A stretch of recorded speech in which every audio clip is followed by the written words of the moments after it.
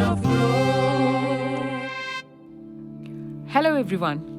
Welcome to another insightful episode of the Tamil Nadu Gym podcast series, Future of Growth. Today we delve into the dynamic landscape of skilling for the future with our esteemed guest, Mr. Ramkumar Ramamoorthy, former chairman and managing director of Cognizant India and partner at Catalinks, a technology growth advisory firm. Mr. Ramkumar Ramamoorthy has the unique distinction of leading a large corporate house and also being in leadership positions of several academic institutions, boards, and skilling initiatives over 2 decades. With such a diverse and rich background, Mr. Ramkumar Ramamoorthy brings a wealth of experience in understanding the evolving needs of the industry and workforce. His insights into human resources and technical expertise, particularly in the context of upgrading skills to harness the full potential of economic growth, promise to unravel the intricate interplay between education, employment, and technology. Join me in uncovering the strategies, challenges, and opportunities that contribute to building a skilled and adaptable workforce. Whether you are a seasoned professional, a budding entrepreneur, or someone passionate about the future of education and employment, this episode offers valuable perspectives on navigating the evolving landscape of skilling for the future. Hello, sir. Here's my first question. Reflecting on your extensive experience in the IT industry, how do you foresee the significance of continuous learning, skilling, and upskilling for the future workforce, considering the evolving demands of various industries? So if you look at the tech industry over the last 20, 30 years, this industry has gone through multiple technology shifts, or S-curves as we call it. You had a wave that was focused on mainframe as a technology, followed by client server, followed by internet, and today people talk about digital technologies. A very interesting facet of these technology shifts is the first 3 waves were largely driven by single technologies. And you also had probably about 5, 10, 15 years of gap between one technology and the other. So students, employees, faculty members, they were all able to adapt and adjust to the new technology. But with the latest technology trend of what is called digital, you probably have a lot of newer technologies thrown in, from cloud to machine learning, artificial intelligence, Internet of Things, ChatGPT, so on and so forth. One, this is a combination of technologies. And second, unfortunately, we don't have the time to adapt and adjust.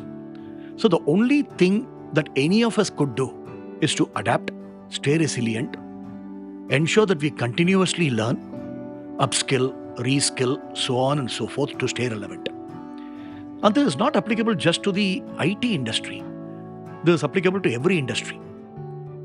If you look at the automotive, from internal combustion engines, we are talking about moving to electric vehicles, to hydrogen-driven vehicles, so on and so forth. Recently, one of the co-founders of Berkshire Hathaway, Warren Buffett, who founded Berkshire Hathaway, his co-founder Charlie Munger, he made a very interesting statement. With his passing away about a week or 2 back, people have been pulling out all the quotes that this guy was famous for. One of the quotes that he gave is, "I constantly see people rise in life who are not the smartest, sometimes not even the most diligent, but they are learning machines. They go to bed every night wiser than when they actually got up." So I would probably say that continuous learning or reskilling is the minimum requirement for success in any field, more so in technology. Absolutely, sir. Be it any space today, being relevant can only happen if one is continuously investing in learning and upgrading their skill set. Sir, can you shed some light on the evolution of workforce skills in the IT sector and the pivotal role skilling initiatives have played in this transformative journey? Oh, there is a saying in the tech industry that colleges produce engineers and the IT industry shapes them into software professionals. So when we go to hire in a college, we look for certain foundational capabilities. And these capabilities manifest in a few foundational skills, such as logical reasoning, numerical aptitude, problem-solving capabilities, communication, so on and so forth. Then we marry it with a layer of skills within the respective companies. These skills can be technology skills, they can be process skills, they can be program management skills, they can be industry skills, whether it's financial services, healthcare, so on and so forth. So the industry has made a significant amount of investment, which is why once somebody is recruited from a campus, companies invest in anywhere between 8 and 12 weeks of intense training before they are even deployed on projects. But today what has happened is with programs like Naan Mudalvan, with online skill programs driven by organizations such as Coursera, edX, Veranda, Learning, etc., some of these skills are embedded in the curriculum. In fact, the UGC has even allowed up to, I am told, 40% of these skill-based courses to be integrated as part of the curriculum and given credit equivalence for award of any degree program. So I think we are at a point where you really need to marry foundational knowledge with skills of the future so that you truly create individuals who are employable or employment ready. Sir, in the rapidly advancing fields of AI, ML, ChatGPT, how crucial is skilling for individuals and the workforce to not only keep pace with the technological developments but also to harness the full potential of these transformative technologies? So today, if you look at it, whether it's data science, machine learning, artificial intelligence, and by extension ChatGPT, they're all technologies that harness the power of data or content. We are living in a world where there's so much of data and content that's spewed at us every working day. And if you have to segregate the signal from the noise, you really need technologies that can enable you do that.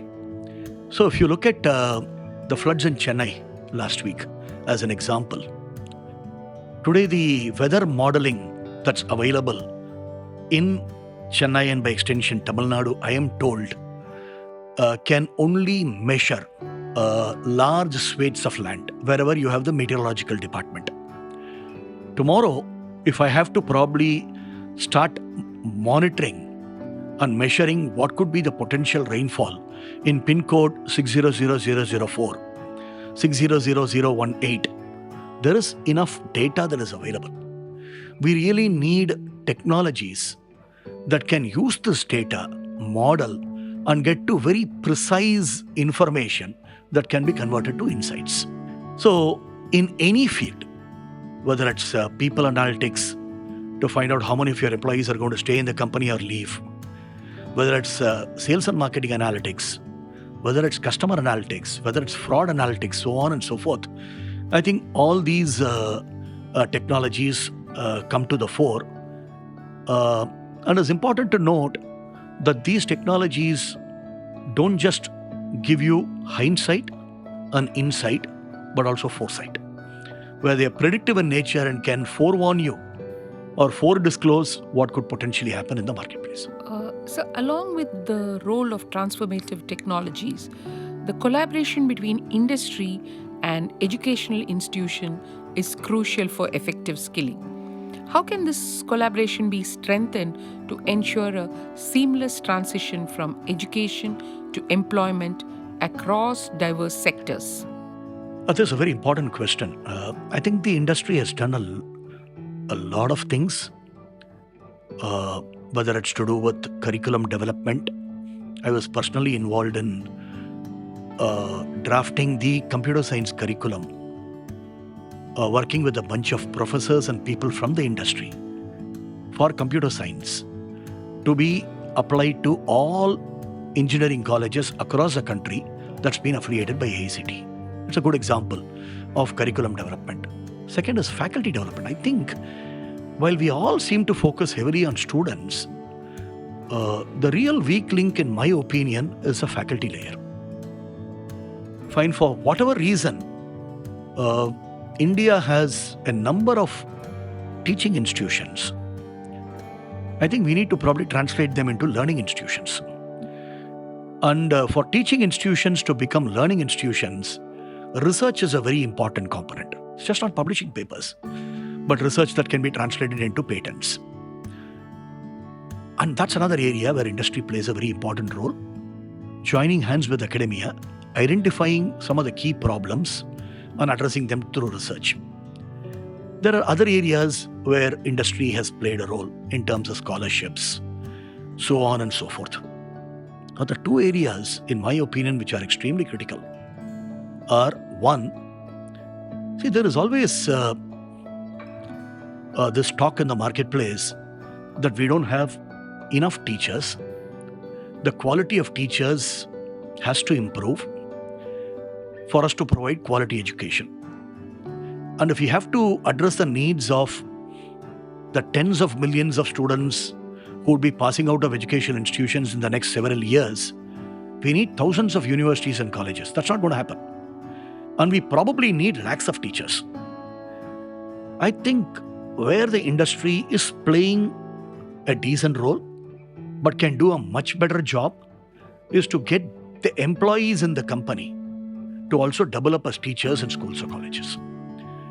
Fine, I'll give you a couple of examples. While I was at Cognizant, we had an employee volunteering program called Outreach. These volunteers would go and then teach government schools. They adopted schools and teach English, mathematics, and computer science. In certain schools, we even looked at the results of the students. 3 years back, I think the average was about 50% pass. 3 years later, it's upwards of 95%.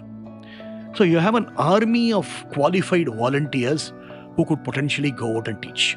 I think we need to tap into it. And let me tell you something very interesting. This is not like a CSR activity. There is a vested interest as well for companies to do it, because people who volunteer to teach tend to stay on longer in the company than the ones who have not volunteered. And this we had proved it with data. The second area is where corporates' involvement in running educational institutions. See, some of the best known educational institutions in India, like BITS Pilani, or in Tamil Nadu, whether it's PSG College of Technology, SSN, Shivnadar University,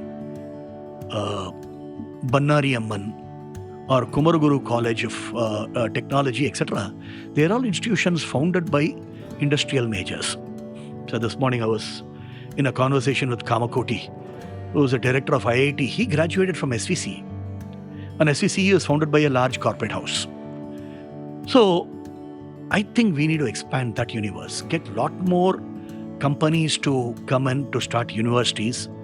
There are options of state-private universities that you can do in the state. We really need to accelerate that movement. And I think we also need to probably think a little creatively, because currently only a trust or a society can start educational institutions. I strongly believe that's an old template to use to find solutions to newer problems. Sir, when we are talking about collaboration, we cannot miss Tamil Nadu's Naan Mudalvan skilling program, which is driving India's largest skilling initiative. How can such programs be further enhanced to meet the dynamic needs of the evolving workforce across various industries? My answer would be a tad similar to what I said earlier. I think the Naan Mudalvan program has done a remarkable job of collaborating with the industry, identifying the job skills and profiles that are needed, and training people across disciplines of study. Not just engineering, but pharmaceutical, arts and science, humanities, social sciences, logistics, so on and so forth. And they've also done a remarkable job of joining hands with the best of the corporate houses in the world, not just in India. Some of the programs that they have in digital literacy, in cloud, these are all developed by the Microsoft, the AWS, the Autodesk, the Cisco, so on and so forth. The one thing that we need to probably do is to very consistently poll what kind of careers are coming up on the horizon, and see, are we way ahead of time to participate in those career opportunities. I'll give you two examples. Accenture, one of the largest IT services companies, the CEO, about a year back in one of the quarterly earnings calls, she said that the company had about 10,000 cyber security professionals. That's a phenomenal number. And if you look at the recent statistics on data breaches in the country, India would probably need a substantial number of cyber professionals. The reason why I bring up this example is you don't really need just technology people for cyber. Across disciplines of study, people can specialize in cyber forensics, fraud analytics, risk analytics, so on and so forth. Second is in the area of pharmaceutical. While I was at Cognizant, we went and acquired a company in Philippines with about 500, 600 nurses. And these nurses were supporting a lot of medical coding, adjudication, medical billing, etc. from for the US market from Manila, Cebu in Philippines. I had the good fortune of being on the Senate of Dr. MGR Medical University for a term. And they have about 700 plus affiliated colleges. Many of them are in nursing, pharma, sports medicine, Unani, etc. That's a huge opportunity. So if we can get our nursing graduates trained to service the US market as registered nurses or to do some of the medical billing and coding, it's a huge opportunity to service one of the world's largest markets. So I think we need to start creating some kind of a skills architecture, just like the career architecture. There's almost like a honeycomb structure, right? I'm here, I've just completed my BCom. 10 years down the line, I want to be the CFO of a company. What kind of interventions do I require in the next 10 years for me to slowly graduate to become the CFO? What skill sets do I need? And how can I stagger it over a period of time and participate in it?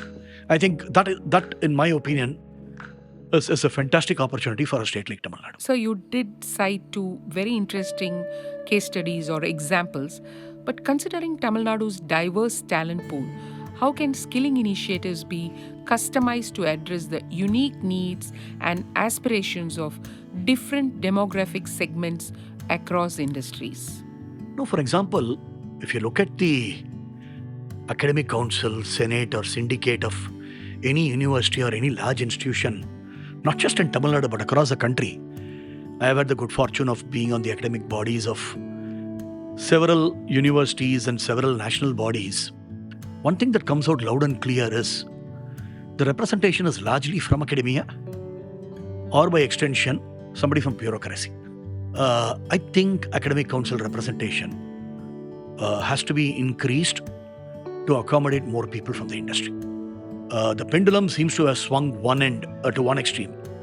I think if currently we have about 70-80% of the representation from the other camp, I think we need to move to a point where we have 70-80% representation from the industry. That is one. The second thing is, I think one of the finest example in Tamil Nadu is this Madurai Tyagaraya College of Engineering. They have the campus. They have about 50 companies or so, some 30, 40, 50, whatever number, I don't know the exact number, operating within the campus. So, if academia cannot go to the industry, I think the industry has to come to academia, including Honeywell, which does a lot of high-end R&D work out of the particular campus. So, I get a feeling that we need to get a little creative and allow industries to go set up their operations inside educational institutions and their campuses so that there is greater cross-pollination or osmosis of ideas. Then you don't have any problem with access to practitioners as faculty. You don't have a problem with internship that could probably come this side. So I think it addresses a number of those issues. So with the growing and significant importance that's being given to talent, how can Tamil Nadu position itself as a hub for digital talent? And what collaborative efforts can the government and private sectors undertake in this endeavor? No, I think in the first place, we need to identify the places that we want to own and operate in. No company, no state, no country can be everything to everybody.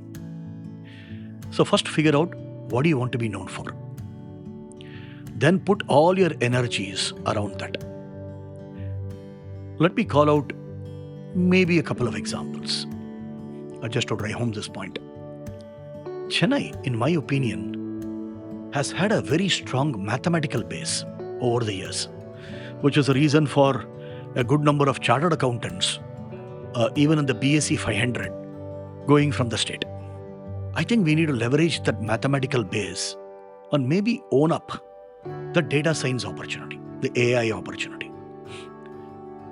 Apart from the large technology companies like Infosys, Accenture, Cognizant, Wipro, IBM, if you look at the data science companies, you have so many of the pure play data science companies actually established their base in Chennai. Latent View Analytics, the Math Company, Math Street Den, Tiger Analytics, and even in specialized areas like, in fact, the entire cricketing team, I am told, actually gets the data analytics post every match from a company here in Chennai called Sports Mechanics. Find how did I bowl? Did I do the right thing? What are the mistakes that I did? How can I correct those mistakes? So today, there are a number of companies in the data area. I think that's something that you can genuinely own because of long years of excellence. Second, likewise go in healthcare, figure out which is the area that you can genuinely own. See, unless you do it, you're not going to be known for that space, and a natural attraction doesn't really happen. So look at the Tirupur belt today. Most of the textile companies went to Tirupur and didn't probably go to Chengalpet for a reason. Most of the automotive companies operated in and around Padi and Sri Parambattur. So you create that cluster, and then natural gravitational force pulls some of the other companies. I think we need to be very clear about which are the spaces that we want to own. Israel, such a small country. They seem to be the world's go-to destination for anything to do with cybersecurity. Fine. So at some stage, I think you need to go out and then start owning spaces rather than try and be everything to everybody. You look at EV today. I am told that 40% of all cars are manufactured in the state. 70% of all two-wheelers are manufactured in the state. You need to legitimately own such spaces. I remember, don't get me wrong, because it might probably be seen as a provocative comment. Somebody asked Rahul Bajaj or Rajiv Bajaj, the son, a question at an event. Said, hey, why is it that you guys exited the scooter segment? Why is it that you guys haven't transitioned to cars? So on and so forth. So he immediately shot back saying, hey guys, look, I only have a very low percentage of global market share in two-wheelers. Let me first focus on that and become a big daddy. And the example that he gave was Gillette. He said, I want to be like Gillette, which probably has an outsized market share. Fine, with men's products, fine, or with shaving products, so on and so forth. I think there are spaces that the state can legitimately own, and if we can put all our efforts around that, we can make a meaningful difference. So we've had a very, very detailed conversation on the topic of skilling for the future. In your experience, is there any observation, challenge, or thoughts that you would like to share that can make the journey ahead to skill for the future easier? I think corporates play a very, very important role in education. While academicians have done a remarkable job in shaping education, I think the industry has to play a much bigger role today. We are seeing that happen, but I think we can do an even better job. But I do believe that the legal structures in the country will also have to be loosened. Recently, they started Mahindra University in Hyderabad. You have BITS Pilani for so many years. You have had Shiv Nadar University. And you have had so many of these private universities that have come up, primarily state private universities. But there is a new trend where it's just not individuals who are great philanthropists and who are donating to these institutions. Asim Premji, Shiv Nadar. But we are also now beginning to see what is called collective philanthropy, where some 100 or 200 people pool in money and they fund an institution. About 20 years back, we had only one example in India in ISB. Today, you have so many examples, whether it's Ashoka, whether it's Flame, whether it's Plaksha, whether it's Kriya, so on and so forth. I think that's probably one of the biggest opportunities for India. With the 2% mandated CSR spend, I think in a given year, companies spend, the last time I saw this metric was some 40,000 or 50,000 crores. It's a lot of money. And if you look at the spending pattern, education gets the biggest pie, followed by healthcare and then by livelihood. I think people are very genuinely interested. Can we relax some of the legal provisions? You can only be a trust or a society to run an education institution.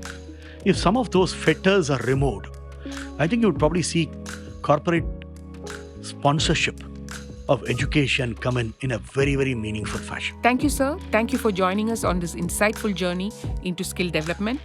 We hope our listeners found this conversation valuable and gained new perspectives on skilling up for the future. Thank you, listeners. Please do stay tuned for more engaging discussions with industry leaders. So until next time, this is Yarni signing off on Future of Growth. The future of growth.